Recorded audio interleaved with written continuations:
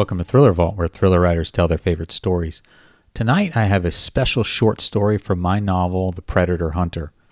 It's the story of a young man who trolls the internet for child predators. His goal? Confrontation and humiliation, IRL. Here is The Confrontation. Kyle checked his decoy phone. Hurricane Ron. I'm worried, baby. I haven't heard from you all day. Maybe we should meet another day. Cuddly Kate. Sorry. Left my phone home. I had track practice. My mom was late to pick me up, and traffic is so bad. Hurricane Ron. I was worried about you. I'm glad you're okay. I don't know what I'd do if something happened to you. Cuddly Kate. Aw, you are sweet. You still want to meet? Hurricane Ron. I'm worried. I've never even heard your voice. Are you really who you say you are? Shit. He's going to want to talk. Cuddly Kate. Are you? Hurricane Ron. You know I am, baby, but I have a lot to lose. Cuddly Kate. If you don't want to, whatever. I'm not feeling good anyway. I have a cold. Hurricane Ron. I'm sorry, baby. Are you okay? Cuddly Kate. Just a cold with a scratchy throat. I'm okay to meet, but you can't kiss me. You might get sick. LOL. Hurricane Ron. For you, I'd risk it. Cuddly Kate. You always know what to say. Are we meeting? Hurricane Ron. I want to hear your voice first. Call me. 571-555-0899. Cuddly Kate. You don't trust me? Frowny face. Hurricane Ron. Of course I do. You're a dream come true. But I need to know you're real. Please call me. Kyle set his decoy phone to record the conversation. He grabbed his camera and tripod and recorded himself. Kyle thought of the last time he had tried to imitate a girl. That guy had hung up on him, and Kyle had never heard from him again. Kyle had been practicing since then, but he still needed work, hence the cold gambit. He took a deep breath, cleared his throat, and tapped Hurricane Ron's icon. Ron picked up on the first ring. Hello, Kate? It's me, Kyle said in a babyish high voice with an impossible-to-hide hint of manliness. Hurricane Ron was dead silent. Are you there? I'm here. You, don't like my voice, do you? Everybody says I sound like a little girl and, with this cold. You sound just like your picture, baby. For real? Yes. Are you sure you still like me? I more than like you. What does that mean? I think I'm falling in love with you. For real? Yes, for real. Hurricane Ron paused. What do you think of my voice? I love it. You still want to, meet? More than anything. 8 o'clock at the Woodbridge 7-Eleven. It's on Route 1, right? Yep. It's right by my house. I can walk there. I can pick you up at your house. My neighbors are so nosy. They might, tell my mom. I don't want to get you into trouble.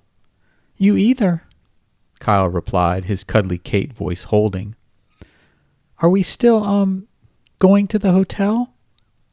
I got us a really nice room. We can order room service for dinner, watch a movie. Then we can explore each other, maybe take a bath. I've never done it before. I'm a little scared. Don't worry, baby. I'll be gentle.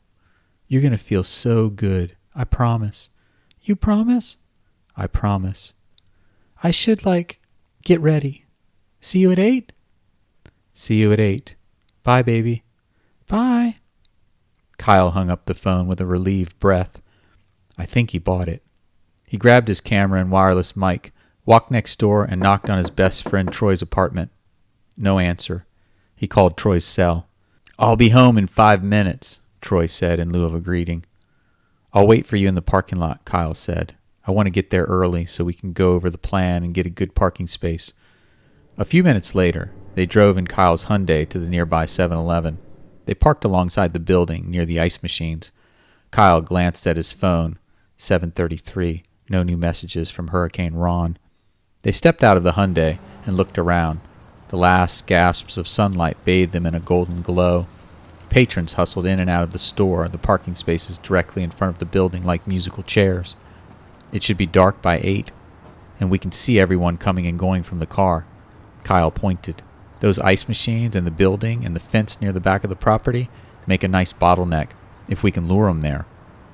He'll have a tough time getting away from us back there, Troy said with a crooked grin.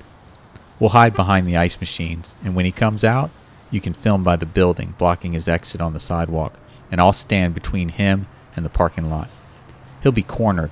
We can't physically restrain him, so if he moves, we move with him. Sounds like a plan. Kyle nodded. I'll message him when he gets here and say Kate's by the ice machines. You should type that now, so you can just hit send when he gets here. Good idea. Kyle thumb-typed the message, but didn't send it. You know what this piece of shit looks like? Yeah, but he's never sent me a really good picture of his face. It's blurry, or he has on a hat or sunglasses. His penis pics were crystal clear, though. Troy mimed, throwing up. I don't know how you can even talk to these creeps, much less look at their junk. Better me than a kid. Better you than me. I'm pretty sure he has blonde hair, the front kind of flipped up, with a large nose. What a douche. Kyle nodded. Let's get back to the car. I don't like being out here in the open. You never know, he might be the type to stake out the place first. The sun was gone, replaced by a nearly full moon. The parking lot of the 7-Eleven was well lit by post lights throughout and lights on the building. Kyle sat in the driver's seat, watching the parking lot for signs of Hurricane Ron. Troy sat in the passenger seat doing the same thing, the video camera in his lap. Kyle checked his phone again. 7:59 p.m. No new messages. 1 minute to 8. You think he'll show? I don't know. He wanted to talk to me before meeting, on the phone. Troy turned to Kyle. Did you talk to him? Kyle nodded. I did my impression of a 13-year-old girl with a cold, but he was a bit hesitant. I'm pretty sure he bought it, though. I hope so. We'll see. It's still early. They sat in silence, watching the cars and people come in and out of the convenience store. Kyle tapped his foot on the floor mat, full of nervous energy. A BMW 5 Series sedan parked in front of the 7-Eleven. Kyle and Troy sat up straight. A white man, about 6 feet tall, stepped from the vehicle. He wore a baseball cap pulled low over his eyes. He had a cleft chin, a slightly large nose, and blonde hair. I think that's him, Kyle said, turning on his wireless mic. Hurricane Ron looked around the parking lot, then entered the convenience store. Let's get into position, Kyle said, exiting the car. They hid behind the ice machine, and Kyle sent the message telling Hurricane Ron that Cuddly Kate was outside by the ice machines. Kyle's heart thumped in his chest, his palms and pits sweaty. Kate? Hurricane Ron said around the corner. Kyle held up one hand to Troy as a stop sign. He wanted Hurricane Ron to come a little farther. Kate? Hurricane Ron said again, walking past the ice machine. Kyle and Troy sprang into action, cornering Hurricane Ron between the fence, the building, and the ice machine. You looking for Kate? Kyle asked. Troy stood silent, filming. Who are you? Hurricane Ron asked. I'm Kyle Summers. I hunt piece of shit predators like you. Ron backed up against the wall, his eyes wide. I don't know what you're talking about. Kyle moved closer, his jaw set tight. Really? Kyle removed his phone from his pocket, tapped Ron's number. The phone chimed in Hurricane Ron's pocket, startling him. Why did you come here to meet a 13-year-old girl? I don't know what you're talking about. This is a mistake. I just came to get a coffee and some ice. Bullshit. Why were you calling out for Kate? I wasn't. Ron turned to the camera. Are you filming me? Smile for the camera, Troy said. Ron turned back to Kyle. I do not give you permission to film me. If you use any of this footage, I'll sue you for everything you have. I will ruin you. Kyle laughed. This is a public place. I can film you if I want. Even if you could sue me, I'm broke as shit. Troy laughed. I have the chat logs and even our phone call. Kyle tapped the naked picture of Hurricane Ron holding his erect penis and showed it to him. Why'd you send this disgusting picture to a 13-year-old girl? Why? That's not me. You're a liar, and you're starting to piss me off. Tell the truth, or this video is going up on Facebook, YouTube, everywhere. Everyone's going to know exactly what you are. Hurricane Ron removed his phone from his pocket. You can't threaten me like that. You can't hold me here. I'm calling the police. Kyle and Troy laughed again. That'll save me the trip, Kyle said. I'm meeting with the police about you on Monday. Hurricane Ron's hand shook as he put his phone back in his pocket. You can't keep me here. I just want to ask you a few questions. Why did you solicit sex from a 13-year-old girl online? I told you. I don't know what you're talking about. You sure about that? Kyle tapped his phone and played the recorded clip he'd isolated for this occasion. I got us a really nice room, Hurricane Ron said through Kyle's phone. We can order room service for dinner, watch a movie. Then we can explore each other, maybe take a bath. I've never done it before, Cuddly Kate replied through the phone's speaker. I'm a little scared. Don't worry, baby, recorded Hurricane Ron said. I'll be gentle. You're going to feel so good. I promise. Kyle slipped his phone back in his pocket. That's definitely you, and you know it. Every guy I confront tries to lie their way out of it. But I have all the evidence. Your life is over. Hurricane Ron pushed past Troy toward his BMW. Kyle and Troy followed, nipping at his heels. You said you were falling in love with Kate, Kyle said.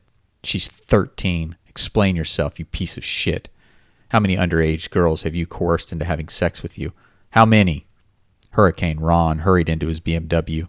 Kyle lay on the hood, his face near the windshield. Ron stepped out of the BMW. Get off my car! A middle-aged woman approached the scene and Hurricane Ron. You're Aaron Wells, the weatherman. I'm such a big fan. Kyle smiled wide. No, I'm not, said Aaron Wells, a.k.a. Hurricane Ron. Yes, you are. I watch you every night. I'm sorry to be a bother, but could I have your autograph? I have a pen and paper somewhere. She rifled through her purse. Go away. You don't have to be rude, the woman said with a frown. And why is that man on your car? Because Aaron Wells tried to solicit a 13-year-old girl for sex, Kyle said, turning to address the woman. The woman twisted her face as if she'd eaten a lemon. Why would you do that? I didn't do anything, Aaron said, then turned back to Kyle. Get off my car before I call the police. Not until you tell the truth, Kyle said. Maybe he is telling the truth, the woman said. I am telling the truth, Aaron said. Kyle grabbed his phone and tapped the naked picture of Aaron and held it out for the woman to see. This is what he sent the girl. The woman glanced at the picture and put her hand to her chest, sucking in a breath. She turned to Aaron Wells. That's you! Aaron ducked into his car and started the engine. Hold my phone, Kyle said to Troy. Troy grabbed Kyle's phone as Aaron reversed slowly, with Kyle still on the hood. Troy shoved the phone in his pocket and continued to film, following the BMW. Aaron turned the vehicle around and started and stopped a few times to shake Kyle from the hood, but Kyle held firm, his hands gripping the top edge of the hood. Tell the truth, Kyle said. Get off my car, Aaron replied. Not until you tell the truth. Aaron turned onto Route 1, traffic whizzing past on the left lane. The BMW accelerated to 30 miles per hour, Kyle face down, hanging on for dear life, with wind blowing up his t-shirt. Drivers pointed and honked at the BMW with a 175-pound hood ornament. Aaron slammed on the brakes at the first traffic light, and Kyle flew from the vehicle onto the asphalt. Aaron drove around Kyle and ran the red light, disappearing into the distance. A 40-something man exited his car and stood over Kyle. Are you okay? The man asked. Troy approached out of breath, running with the camera in hand. Are you all right? I think so, Kyle said. Troy and the man helped Kyle to his feet. Kyle moved his stinging arm in a circular motion, his forearm red with blood from the fall to the asphalt. What the hell were you doing on that guy's car? The man asked. Trying to stop a child predator. Thank you so much for watching and listening to Thriller Vault. If you enjoyed this story, please check out my novel, The Predator Hunter. It's available as an ebook, print book, and an audio book. If you enjoyed this content, please be sure to like, share, and subscribe, and I hope to see you all next week.